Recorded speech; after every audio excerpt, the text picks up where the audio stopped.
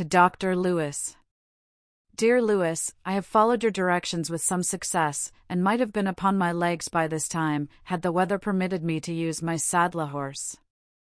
I rode out upon the downs last Tuesday, in the forenoon, when the sky, as far as the visible horizon, was without a cloud, but before I had gone a full mile, I was overtaken instantaneously by a storm of rain that wet me to the skin in 3 minutes, whence it came the devil knows, but it has laid me up, I suppose, for 1 fortnight. It makes me sick to hear people talk of the fine air upon Clifton Downs. How can the air be either agreeable or salutary, where the demon of vapours descends in a perpetual drizzle? My confinement is the more intolerable, as I am surrounded with domestic vexations.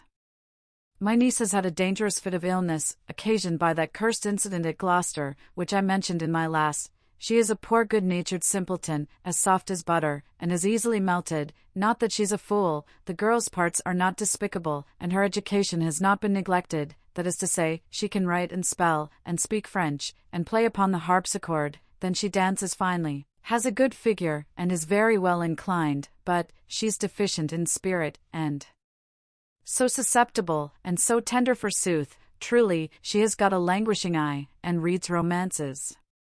Then there's her brother, Squire Jerry, a pert jackanapes, full of college petulance and self-conceit, proud as a German count, and as hot and hasty as a Welsh mountaineer. As for that fantastical animal, my sister Tabby, you are no stranger to her qualifications. I vow to God, she is sometimes so intolerable, that I almost think she's the devil incarnate come to torment me for my sins, and yet I am conscious of no sins that ought to entail such family plagues upon me. Why the devil should not I shake off these torments at once? I ain't married to Tabby, thank heaven. Nor did I beget the other two. Let them choose another guardian. For my part, one ain't in a condition to take care of myself, much less to superintend the conduct of giddy-headed boys and girls. You earnestly desire to know the particulars of our adventure at Gloucester, which are briefly these, and I hope they will go no further. Liddy had been so long cooped up in a boarding school, which, next to a nunnery, is the worst kind of seminary that ever was contrived for young women, that she became as inflammable as touchwood, and going to a play in holiday time, 'Steth, I'm ashamed to tell you. She fell in love with one of the actors, a handsome young fellow that goes by the name of Wilson. The rascals soon perceived the impression he had made, and managed matters so as to see her at a house where she went to drink tea with her governess. This was the beginning of a correspondence, which they kept up by means of a jade of a milliner, who made and dressed caps for the girls at the boarding school.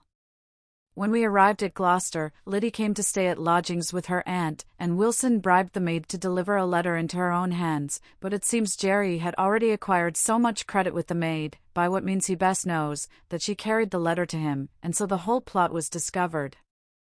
The rash boy, without saying a word of the matter to me, went immediately in search of Wilson, and, I suppose, treated him with insolence enough. The theatrical hero was too far gone in romance to brook such usage. He replied in blank verse, and a formal challenge ensued. They agreed to meet early next morning and decide the dispute with sword and pistol.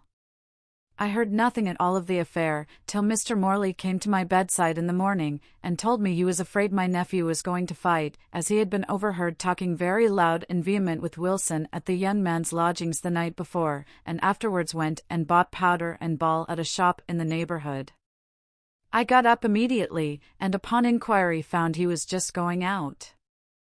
I begged Morley to knock up the mayor, that he might interpose as a magistrate, and in the meantime I hobbled after the squire, whom I saw at a distance walking at a great pace towards the city gate. In spite of all my efforts, I could not come up till our two combatants had taken their ground, and were priming their pistols.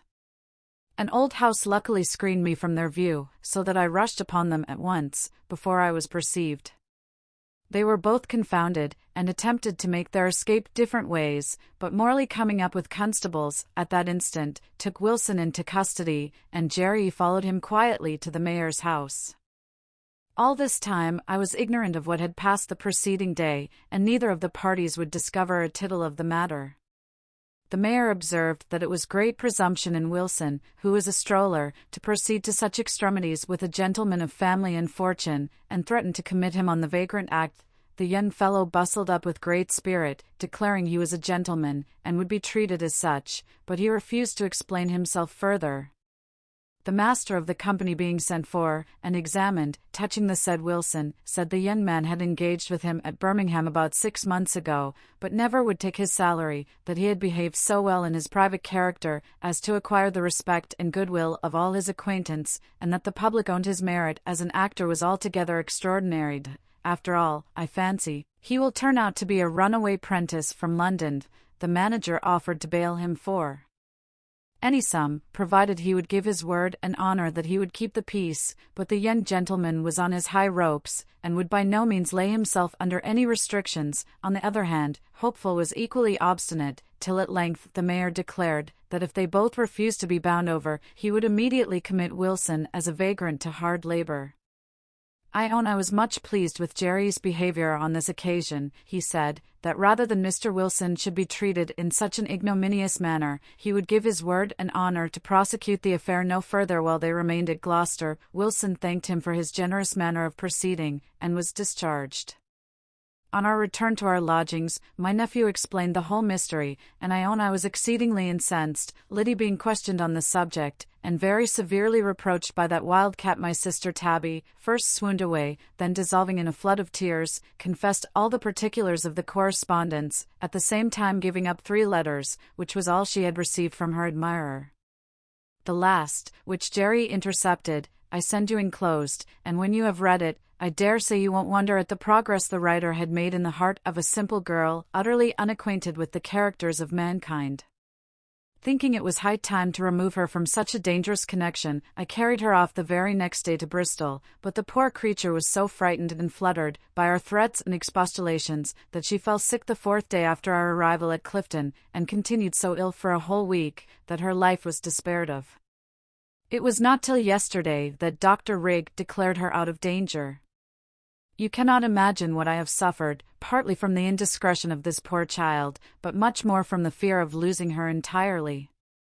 This air is intolerably cold, and the place quite solitary. I never go down to the well without returning low-spirited, for there I meet with 6 poor emaciated creatures, with ghostly looks, in the last stage of a consumption, who have made shift to linger through the winter like so many exotic plants languishing in a hothouse, but in all appearance will drop into their graves before the sun has warmth enough to mitigate the rigor of this ungenial spring. If you think the bath-water will be of any service to me, I will go thither so soon as my niece can bear the motion of the coach.